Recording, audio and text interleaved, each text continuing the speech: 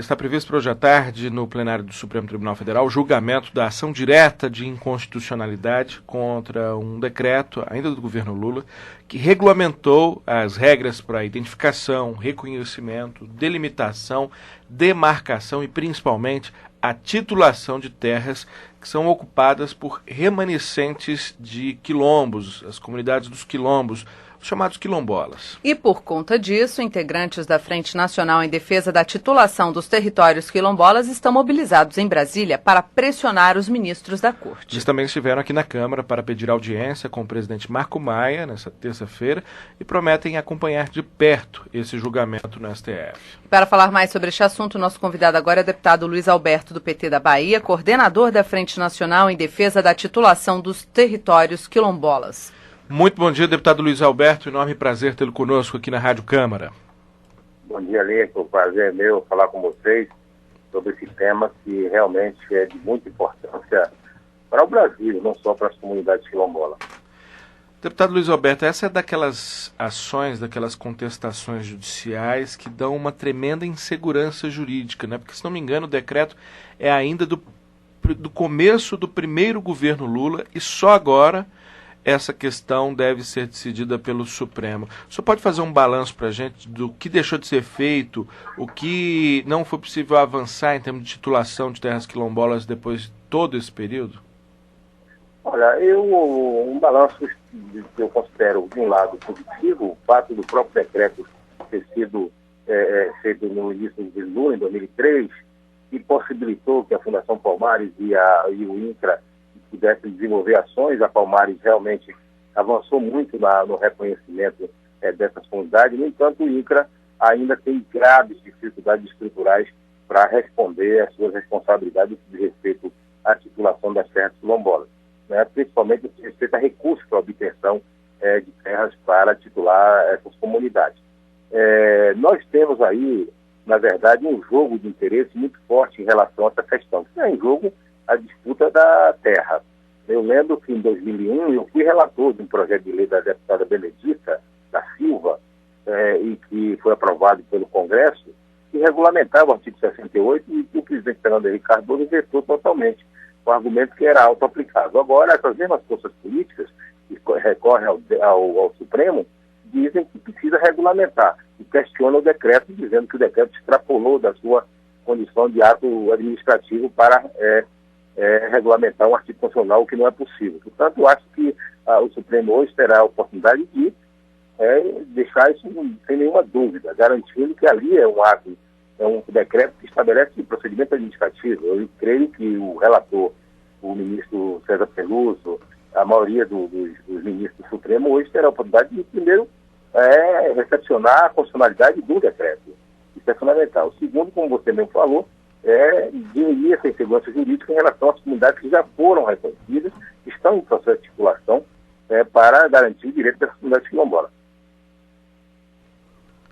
Agora, essa decisão do Supremo hoje, ela afeta diretamente os quilombolas, mas ela inclusive vai demonstrar um posicionamento do Supremo em relação a essa questão, né? Se alguns artigos da Constituição são de fato autoaplicáveis, precisam apenas de um decreto regulamentador sem passar pelo Congresso, ou se qualquer dispositivo constitucional precisa de uma lei ordinária ou complementar para dizer quais são os elementos que ela deve conter, né?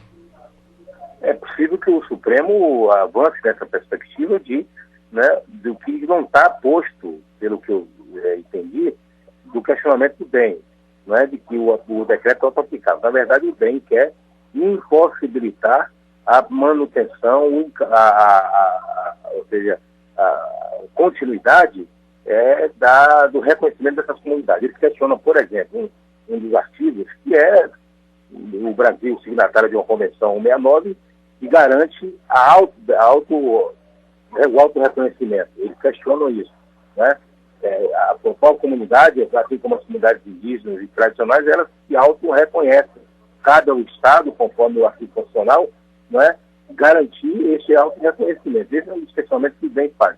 Acho que se o Supremo evoluir para decretar, do ponto de vista da Convenção do Supremo Tribunal Federal, a auto-aplicabilidade do artigo 68, eu acho que está resolvido o problema. Tá? Eu acho que ele poderá não fazer isso porque ele vai se circunscrever, provavelmente, sobre os argumentos que o DEM colocou na sua ADIM. Deputado, o senhor acredita que o governo diminuiu o ritmo dessa regularização, desse reconhecimento por causa da ADIM? Não. Eu acho que a questão é anterior à ADIM. Eu acho que o fato do presidente Lula ter assinado esse decreto em 2003, mas não possibilitou os instrumentos necessários para o INCRA, principalmente também para a Fundação Palmares, não é? Para que ela cumprisse adequadamente as suas responsabilidades. Nós precisamos ter recursos suficientes para garantir a titulação das terras quilombolas. Significará dinheiro para as desapropriações das terras, particularmente das benfeitorias que existem nesses territórios. E isso, sem esse recurso, inviabiliza a política. A Palmares, que em tese teria um procedimento mais fácil, menos oneroso, mas ela carece também de quadros de pessoal para circular o Brasil inteiro. Porque não é possível que de Brasília ele possa simplesmente, sem conhecer a comunidade, emitir um título de reconhecimento, mesmo sendo auto-reconhecimento, mas para ver a comunidade, checar as informações da comunidade. Não é contestar a comunidade, mas garantir que aquelas informações são da comunidade, não é? Para não haver distorção no processo. Então, carece aí o executivo de instrumentalizar todos os dois órgãos, principalmente os dois órgãos, e além disso, para dar consequência, para dar sequência às políticas públicas geradas a partir desse reconhecimento das populações. Nós estamos conversando com o deputado Luiz Alberto, do PT da Bahia, que é coordenador da Frente Nacional em Defesa da Titulação dos Territórios Quilombolas. Deputado Luiz Alberto, está muito claro que os movimentos quilombolas, eles defendem a aplicação do decreto, são contra essa ação do Democratas, essa ação de inconstitucionalidade que foi impetrada pelos democratas, mas mesmo defendendo o decreto, os senhores acreditam que seja necessário algum ajuste, até mesmo para dar celeridade, além desses ajustes estruturais que o senhor já citou, dar mais capacidade de atuação para o INCRA, do ponto de vista legal, dos ajustes no texto do decreto, é algo que os senhores também pleiteiam e que passa a ter uma força maior caso a ADIM seja derrubada e o decreto confirmado? Não, o decreto, eu acho que a manutenção dele é essencial e importantíssima. Até para dar sequência a um outro instrumento legal que o Congresso aprovou há um ano atrás, que foi sancionado pelo presidente Lula, ainda o presidente Lula, há mais de um ano atrás, na verdade, que é o Estatuto da Igualdade Racial, que ali preconiza um conjunto de políticas públicas para as comunidades quilombolas em particular. Eu acho que o decreto está adequado, né? Ele não tem nenhum problema. A dificuldade de operacionalizar as políticas públicas dos direitos quilombolas não está no decreto, está na própria ação do executivo que ele pode tomar. Por exemplo, tem órgão, poderia estar melhor instrumentalizado, além do INCRA e da Palmares que eu citei, a CEPI. A CEPI precisa ter instrumento, é uma instituição importantíssima para desenvolver essas ações e coordenar a questão igual no âmbito do governo federal, mas carece também de instrumentos, de estrutura suficiente, de recursos orçamentários, pessoal, para garantir essas políticas. Nós temos hoje no Brasil mais ou menos de entre 4.500 a 5.000 comunidades, entre as 3.000 já identificadas e reconhecidas, mais 2.000, vamos dizer assim, identificadas como comunidades quilombolas, mas não ainda reconhecidas. O que significará, em termos aproximados, aí de mais de 2 milhões de pessoas pelo interior do Brasil, vivendo em condições precaríssimas. Portanto, os instrumentos do federal existem, precisam ser, vamos dizer assim, fortalecidos, precisam ser estruturados adequadamente para dar conta disso. Eu acho que o decreto ele não é inibidor de nada, ao contrário, ele é um instrumento importantíssimo para viabilizar, acelerar o que tem que ser feito.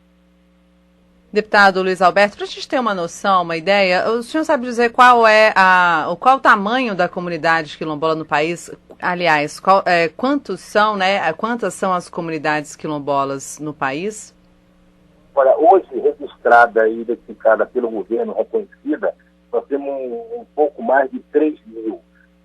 O número de comunidade titulada ele é insignificante, não chegando a uma dezena delas, né?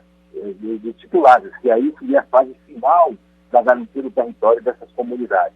Tá certo? Muitas delas hoje em conflito pelo país afora, com proprietários de terra. Só para ficar claro, são 3 mil comunidades. 3 mil comunidades. E o tamanho da população envolvida? Aí, se você colocar em média, porque essa média nacional de tamanho de família, que você tem em média nas comunidades em termos de tamanho de famílias, de quantidade de famílias, aliás, nós em média 100 famílias, né? A maior delas é o quilombo de Calunga aqui no estado de Goiás. Tem mais perto de Brasília, famílias. Né? Perto de Brasília, tem mais de 1.000 famílias. Diga-se Mas de em média passagem... nacional botar aí 100 famílias, cada família com 5, 6 pessoas. Portanto, é uma quantidade imensa de pessoas que são parte dessas comunidades. Então, é uma quantidade grande, com uma perspectiva maior, porque à medida que a comunidade tem ciência de direito dela, do seu auto-reconhecimento, tem aumentado muito no estado as comunidades que se auto-reconhecem como comunidades quilombolas, principalmente no Nordeste brasileiro, tá certo? Onde se concentra a maior parte da população negra do país. E a maior população em área rural também. E é bom também salientar que essas comunidades tradicionais quilombolas não existem só na área rural. Também existem em área urbana, tá certo? Nas grandes cidades existem comunidades quilombolas também em área urbana. Um exemplo, nós temos aqui uma comunidade relativamente próxima também de Brasília, já ali na borda do Distrito Federal, em Goiás, que está sendo engolida pela cidade de Valparaíso. Né? Pelo número que o senhor citou aí, cerca de 500 pessoas por comunidade, vezes 3 mil, cerca de 1.500.000 pessoas, menos de 1% da população brasileira. Exatamente. E não tem hoje, se fosse titulada todas as terras, pelo que as informações da própria Fundação Palmares e do INCA, não teria nem 1% das terras, tá certo? Da área rural do Brasil. É mais uma das grandes dívidas históricas que o país ainda tem dificuldade de reconhecer e principalmente de quitar, não é, deputado Luiz Alberto? Exatamente, é uma dívida histórica que o Brasil iniciou esse processo de desenvolvimento importante salientar a partir do governo Lula, mas o desdobramento disso ainda carece muito de ações efetivas. Né? É uma dívida muito grande e que precisa ser reconhecida e, ao mesmo tempo, criar mecanismos para efetivar. Perfeito. Quero agradecer muitíssimo mais uma vez o deputado Luiz Alberto, do PT da Bahia, coordenador da Frente Nacional em Defesa da Titulação dos Territórios Quilombolas, explicando para a gente aqui a situação dos remanescentes, dos habitantes das áreas remanescentes de quilombos. Se você não acompanha esse tema, não conhece o conceito de quilombo, quilombos são as comunidades que se formaram por negros que fugiram da escravidão, que resistiram ao processo de dominação e escravização pelo branco. Esses territórios permaneceram, alguns mais intactos, outros sob mais influência e correlação com as comunidades de não negros, e o processo de reconhecimento da titularidade, da legitimidade da posse dessa terra pelo governo nunca aconteceu. Começou a acontecer em 2003, mas o decreto regulamentador do governo federal está sendo contestado no Supremo Tribunal Federal pelo Democratas, julgamento que deve acontecer hoje. Nós estaremos acompanhando esse tema, inclusive convidamos o deputado Luiz Alberto a voltar a repercutir o tema assim que tivermos um resultado. Muito bom dia e muito obrigado mais uma vez, deputado Luiz Alberto. Obrigado a vocês, Rádio Câmara. Estaremos aí à disposição durante o dia todo.